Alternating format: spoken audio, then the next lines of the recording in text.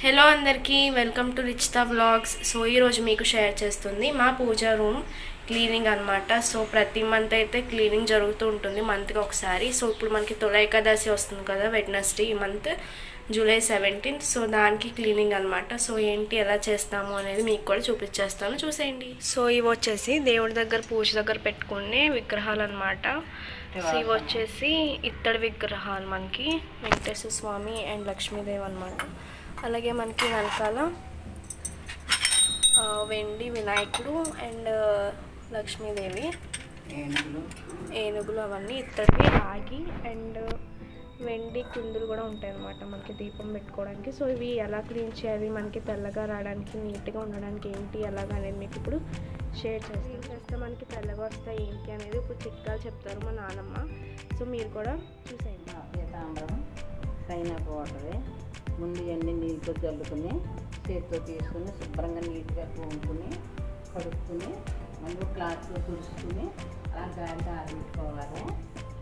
అలా చేసుకుంటే వారం దాకా కూడా నిల్వ ఉంటాయి. అలా నిల్వ తెల్లగా దగదగలాడతాను, చాలా బాగుంటాయి.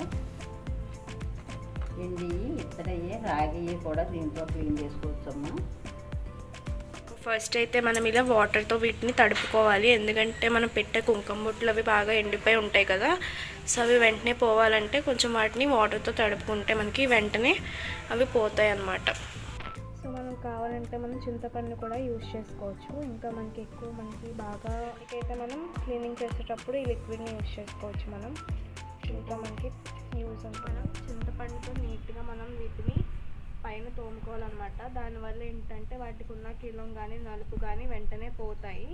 అలాగే అక్కడ నానమ్మ చింతపండుతో తోముతుంది, ఇక్కడ వచ్చేసి అమ్మ వీటిని పీతాంబరి పౌడర్తో తోముతుంది అనమాట. సో ఈ పీసెస్ వచ్చేసి సామాన్లు తోముకునే పీస్ అనమాట. మనం దేనికి వెజ్ ఆర్ నాన్ వెజ్ కానీ సామాన్లు తోముకునే వాటికి యూజ్ చేయకుండా వాటికి సపరేట్గా పెట్టుకుని మనం యూజ్ చేసుకోవాలి. సామాన్లు దేవుడి సామాన్కి మనం ఇలా.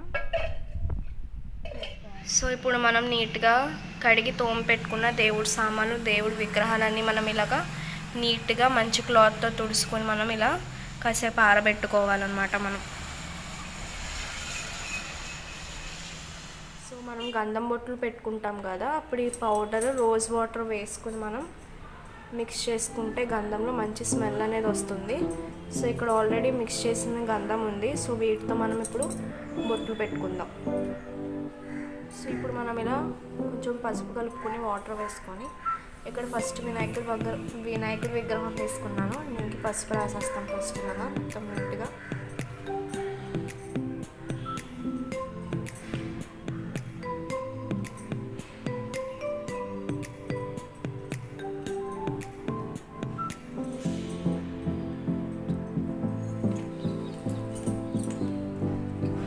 సో ఇప్పుడు కుంకుమ బొట్టు తీసుకొని మనం ఇలా గంధం బొట్టు రెడీ చేసుకొని మనం ఫస్ట్ నీట్గా గంధం బొట్టు వేసుకొని మనం పెట్టేసుకోవాలి.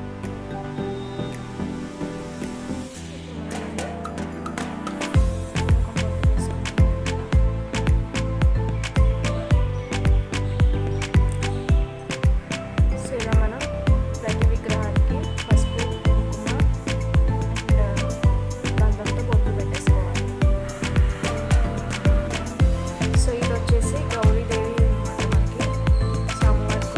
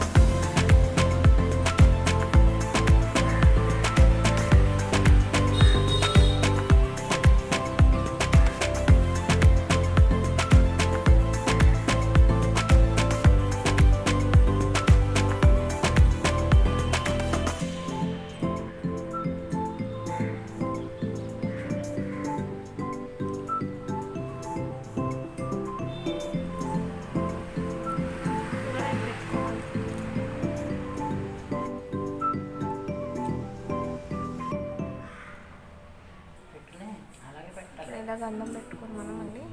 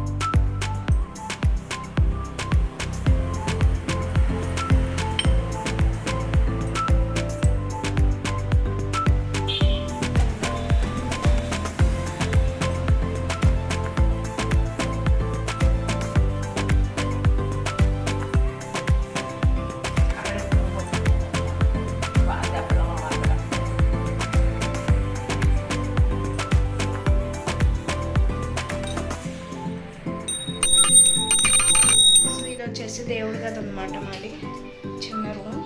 సో ఇక్కడ ఆల్రెడీ పాత న్యూస్ పేపర్స్ అవి మార్చేసి కొత్త న్యూస్ పేపర్స్ వేసి వీటికి కూడా ఇప్పుడు కొత్తగా బొట్టులు అవి పెట్టారు అమ్మ.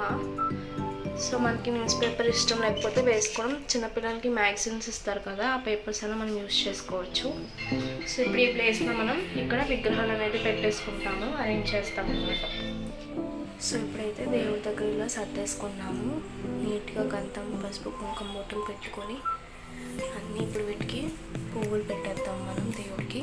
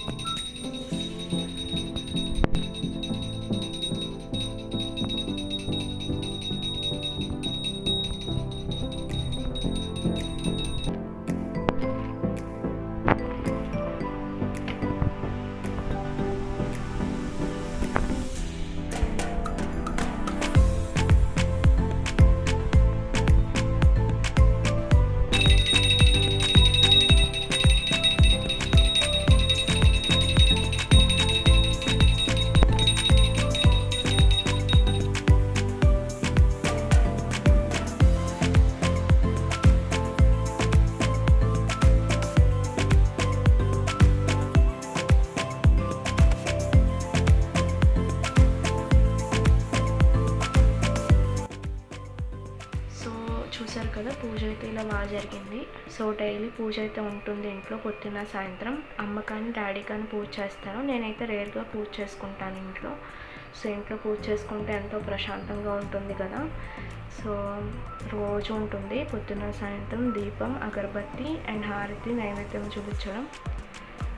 సో మంత్కి ఒకసారి ఇలా క్లీనింగ్ ఉంటుంది. అండ్ చూడండి ఎంత నీట్గా ఉందో మనకి. సో దేవుడు అనుగ్రహం ఉంటేనే కదా ఏదైనా సాధ్యం అవుతుంది. So thanks for watching. Like, share and subscribe.